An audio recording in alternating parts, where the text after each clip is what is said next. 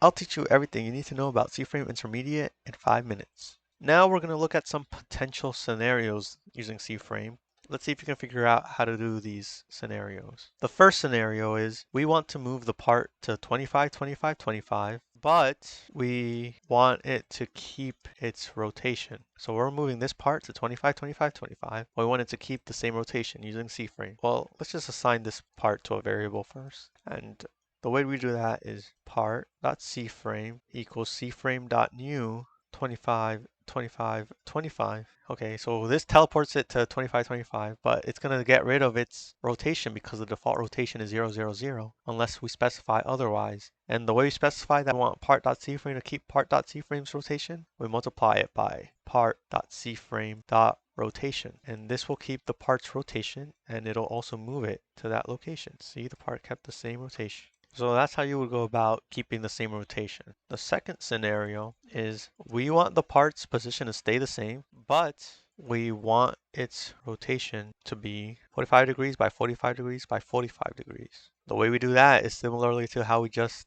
did in the first scenario, but instead of keeping the rotation the same, we keep the position the same, obviously. So part.cframe equals part.cframe times cframe.angles. But remember, it takes in a radian, and nobody wants to deal with the radian. We can get close enough, 3.14. We can use 3.14. And that's 180 degrees. Divided by 2 is 90. Divided by 4 is 45. So we can just copy and paste this.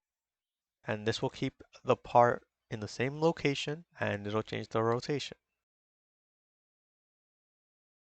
So this won't really be perfect, but it's close enough, man. Third scenario is we want part A to have the same position and rotation as part B. So let me just make a part A and part B real quick. So now we have part A and part B, and we want part A to mimic part B's rotation and position using CFrame, of course. Let me just assign these both to variables to make life a little easier. So we could easily do this by setting part A.cframe to be equal to part B's.cframe. And this works for both rotation and position because remember, CFrame isn't just position or just rotation. It's both position and rotation. So this will copy both. You see, it took the same position and it's oriented the same exact way. The fourth and final scenario is we want part A to be 10 studs above part B. Well, this is a great way to start. And since we want to add a position to it, we can just add vector3.new 0, 10, 0, because 10 is in the y value. So it'll move it 10 parts above part B, and it'll copy the same rotation as it too.